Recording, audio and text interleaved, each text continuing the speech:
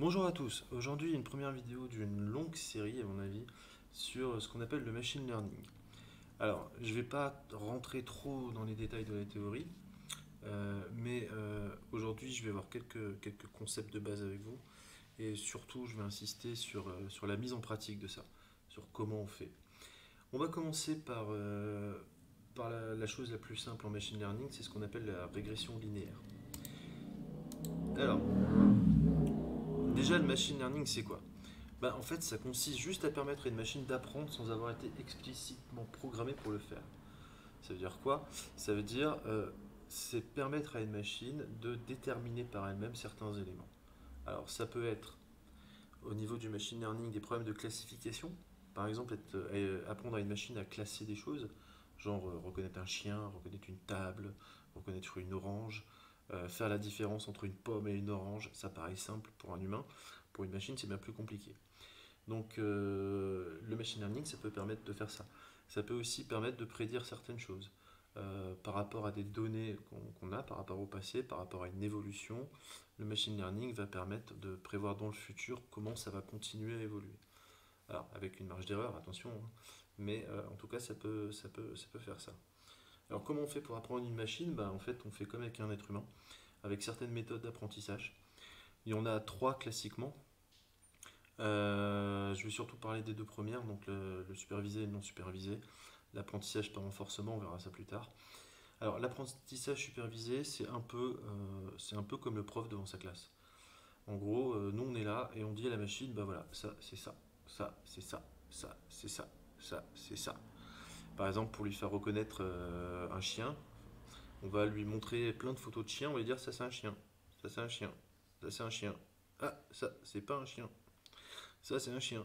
Ça, c'est un chien. Ça, c'est une table. Et au bout d'un moment, un peu comme on révise ses cours quand on est étudiant, la machine, elle va retenir. L'apprentissage non supervisé, c'est encore autre chose. C'est pour essayer de comprendre le principe. C'est comme si vous filiez un bouquin à quelqu'un sans lui expliquer de quoi ça raconte. Et à la fin, vous lui demandez, bah alors, qu'est-ce que tu as compris? Le principe, c'est à peu près ça. C'est-à-dire qu'on file des choses à la machine sans lui expliquer ce que c'est et on attend qu'elle comprenne, enfin, qu'elle en tire des conclusions, enfin des conclusions, c'est un peu humain comme comportement, mais qu'elle en tire quelque chose en fait, qu'elle comprenne quelque chose. Et l'apprentissage par renforcement, pour comprendre le principe, c'est un peu comme le dressage. C'est-à-dire qu'on va mettre la machine dans un système et en fonction de ce qu'elle fait, il y aura un système de récompense ou pas.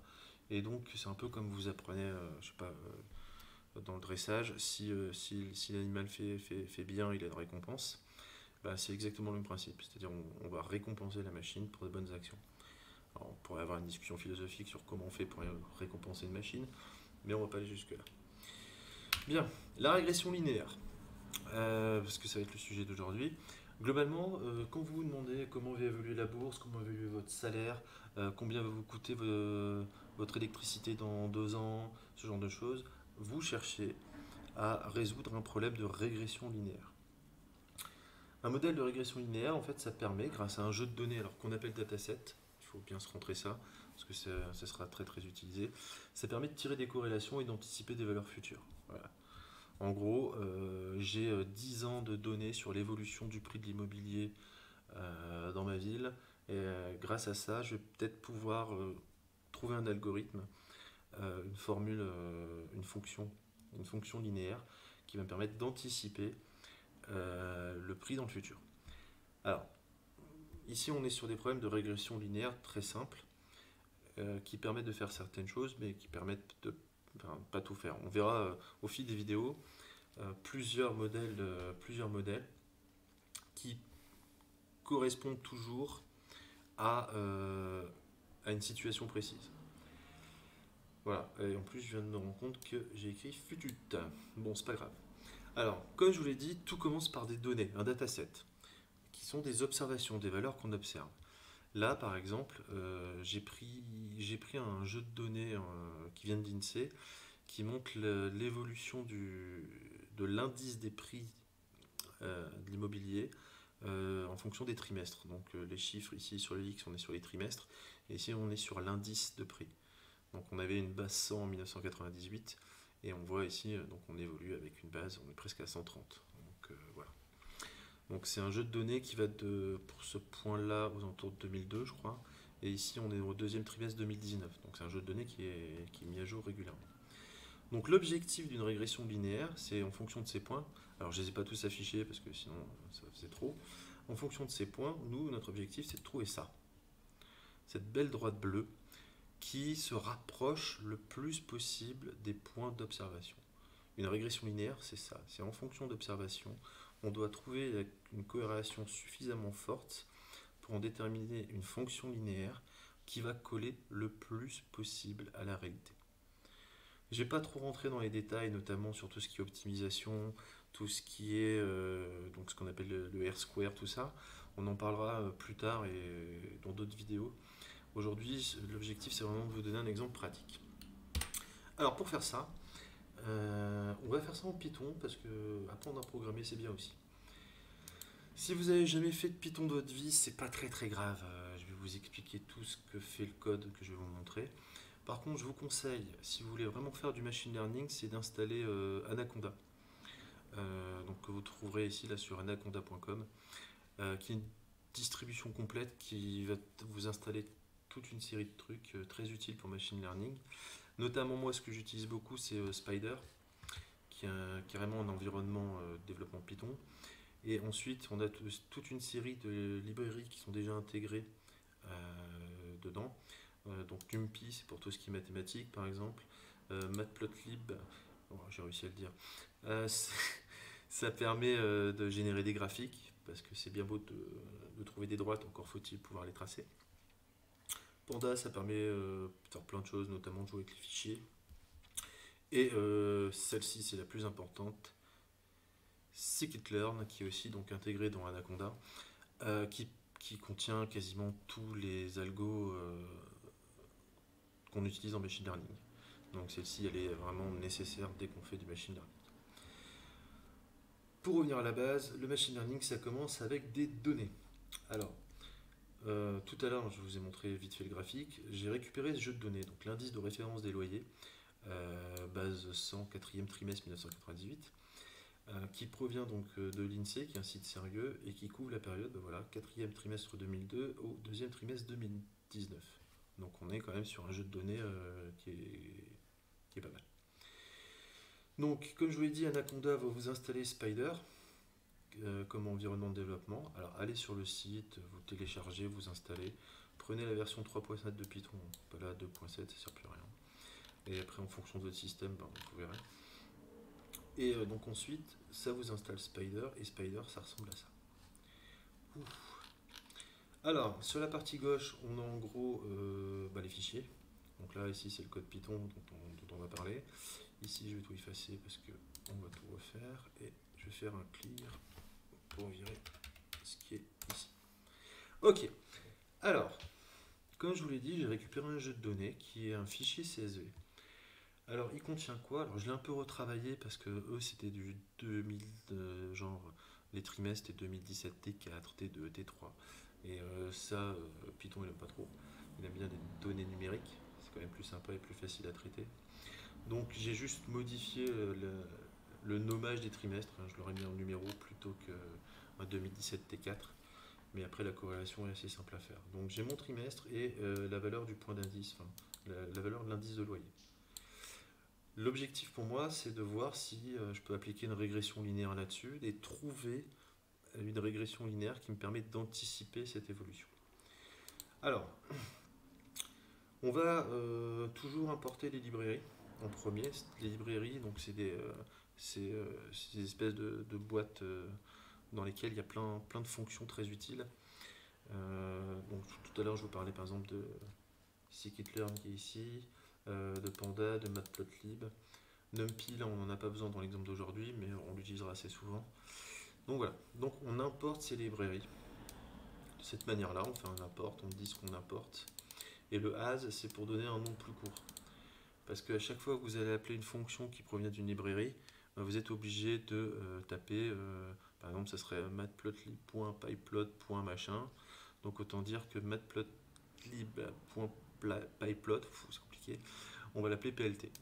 Comme ça, quand je fais un appel à ces fonctions-là, comme ici, je n'écris que PLT, point, et la fonction que je vais utiliser. Enfin bref.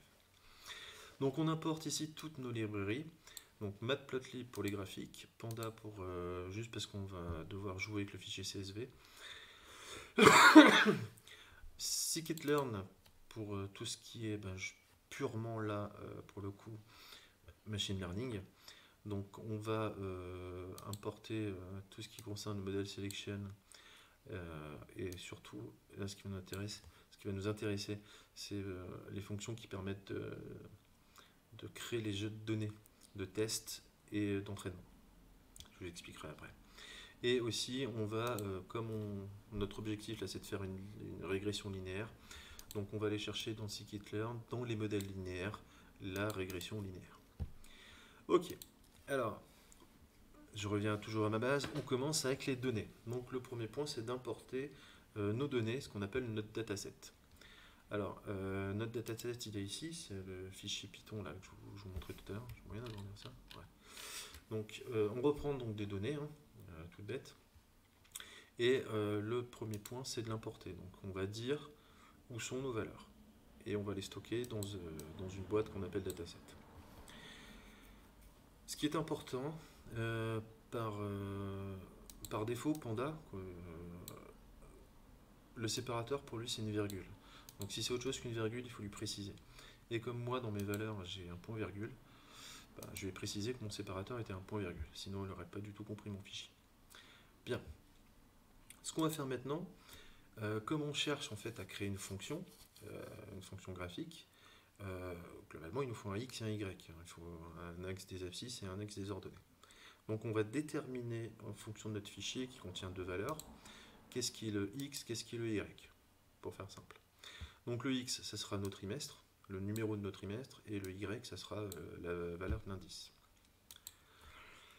On y va, donc on lui dit ça, on lui dit que le X, dans dataset, c'est en gros la première colonne moins la première ligne, parce que ici, l'intitulé, on s'en fiche. Et même chose pour Y, c'est la deuxième colonne moins la première ligne. Maintenant, juste pour être sûr qu'on va bien avoir affaire à un problème de régression linéaire, moi ce que je veux faire, c'est que je vais afficher mes points. Alors, petite info, on n'est pas obligé toujours, surtout quand on est en train de concevoir son modèle, d'exécuter tout le script. Avec Spider, on peut sélectionner par exemple une partie du code, appuyer sur F9, et ça va exécuter que cette partie-là. Là, je vois bien, ici, qu'il m'a importé, ce que je lui ai demandé. D'accord? Donc, il a fait que mes fonctions d'import. Maintenant, je vais faire la même chose. Oups. Je vais importer mon dataset. Donc, je vais créer mes colonnes aussi. Donc, je lance cette partie de code. Donc, ici dans la console, bon, ça par contre, je crois pas que je puisse l'agrandir. Ouais, un tout petit peu. On voit bien qu'il a exécuté ces lignes de code. Et au niveau de mes variables ici, explorateur de variables, j'ai mes variables qui sont créées. Donc, j'ai ma variable dataset qui contient ce qu'il y avait dans mon fichier Excel. Et ensuite, j'ai ma variable X qui contient normalement, et c'est bon, les numéros de mes trimestres. Et ma variable Y qui maintenant contient l'ensemble des valeurs de l'indice. Super. Histoire de bien être sûr qu'on est sur la régression linéaire, je vais lancer une visualisation des points. En gros, je vais générer un graphique qui va mettre des points donc sur un axe X, Y en fonction des valeurs qui sont dans mon jeu de données. Donc je lance ça. Donc pour faire ça, j'utilise Matplotlib. Donc c'est une fonction qui s'appelle scatter. On lui donne les points, enfin les valeurs de X, les valeurs de Y, on détermine une couleur. Alors je pourrais mettre autre chose.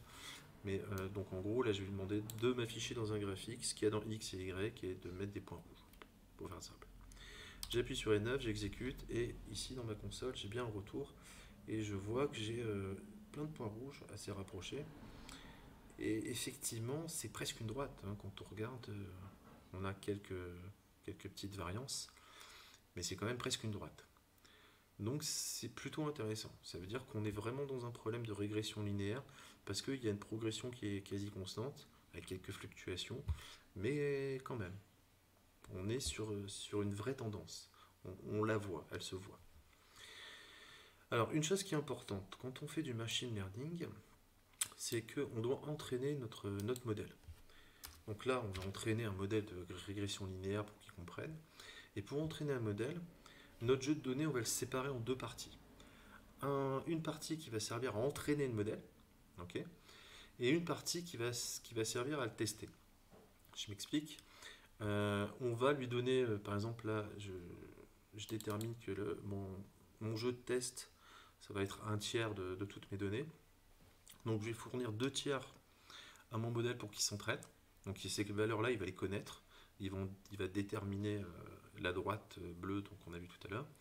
Et je garde quelques valeurs que je ne donne pas au modèle. Je ne veux pas qu'il les voit, celles-là. Qui vont permettre ensuite, quand il m'aura tracé ma droite, de vérifier que les valeurs qu'il aura déterminées pour ces points-là, elles sont assez proches de la réalité. Ok ? Alors, globalement, ici je détermine ce que je crée. Donc je crée xtrain, c'est une nouvelle variable qui va contenir les valeurs de x qui vont servir à mon jeu d'entraînement, xtest, donc c'est la même chose mais pour le jeu de test, ytrain, ytest, et je lui demande de séparer ce qu'il y a dans x et y, et je détermine la taille de mon jeu de test. Voilà, ça s'écrit quasiment toujours de la même manière, donc c'est pas bien compliqué. Hop, j'exécute cette partie et je me rends compte ici dans mon explorateur de variables qu'il m'a tout créé. Il m'a créé xtest, xtrain, ytest et ytrain. Donc si je prends par exemple le test, je me rends compte que j'ai en gros 22 valeurs et le xtrain, j'ai en gros le double, pour faire simple. Donc maintenant, j'ai mes données qui vont servir à entraîner mon modèle et mes données qui vont me permettre de le contrôler. Donc là, je peux rentrer à proprement parler dans la régression linéaire. Donc, je détermine une variable qui vient stocker tout ce qui va concerner mon modèle de régression linéaire. Donc cette variable, je l'appelle régresseur. Et je vais venir entraîner mon modèle de régression linéaire. Donc pour ça, j'utilise la fonction fit, qui est une méthode en fait de linear regression. Et je lui passe les données d'entraînement, donc mon xtrain et mon ytrain. J'exécute ça, pouf, voilà, mon modèle il est entraîné, c'est fait. Pour bien vérifier, ce que je vais faire, c'est que je vais lui demander de prédire les valeurs d'y sur mon jeu de test, sur mon jeu de vérification. Donc je lui donne juste les x, donc par exemple le trimestre 61, 63, 70, enfin ce qu'on veut, et je lui demande de me prévoir la valeur de l'indice. N'oubliez pas, comme je ne lui ai pas donné ces données, là c'est de la vraie prévision. Il doit prévoir les valeurs en fonction de ce qu'il a compris par rapport à l'entraînement. Donc je lance ça, ça va me créer une nouvelle variable qui s'appelle ypred, donc prédiction de y. Si je veux comparer, si je veux comprendre ce que sont ces variables, il faut que je prenne mon ytest parce que il m'a calculé ces points-là, d'accord? Et je vais comparer que les valeurs sont cohérentes, c'est-à-dire qu'elles ne sont pas trop éloignées. Alors je vois qu'ici c'est pas trop mal, là non plus. Donc ici c'est les prédictions, ici c'est la valeur constatée. Alors il y a de l'écart, mais c'est normal, aucun modèle n'est parfait. Mais dans l'ensemble, c'est cohérent. J'ai rien qui soit vraiment incohérent. Clairement. Les valeurs semblent être pas trop mal. Je regarde un peu sur la fin. Ouais, on est dans de la marge qui est relativement acceptable. Donc là, je me rends compte que apparemment mon modèle, il a pas trop mal fait son boulot. Ok. Donc, ce que je vais faire maintenant, c'est que je vais comparer. Donc là, je lui ai dit, bah voilà, tu t'es entraîné, tu m'as trouvé une droite. Donc maintenant, je vais venir afficher tout ça dans un graphique. Donc je vais reprendre mes points d'observation de test, ceux qui servent à vérifier. Je vais leur donner la couleur rouge. Donc ça va me donner un truc qui ressemble à ça. Ok. Je vais, en plus de ça, venir rajouter ma droite. La droite qui est la prédiction de mon modèle. Donc là, je vois que c'est pas trop mal. Honnêtement, c'est pas trop mal. On pourrait même faire une comparaison globale. C'est-à-dire on pourrait reprendre x, l'ensemble des valeurs. Oups. Y, l'ensemble des valeurs. C'est juste que ça fait beaucoup de points, donc c'est moins lisible, mais on peut le faire. Rien ne nous empêche de le faire. Et de comparer ça. Pour voir jusqu'à quel point le modèle colle. Bon, on se rend compte qu'il est pas trop mal. Hein. Alors, il y a une marge d'erreur. Il y a ici, on a des événements qui sont un petit peu hors norme. Mais globalement, la droite suit bien.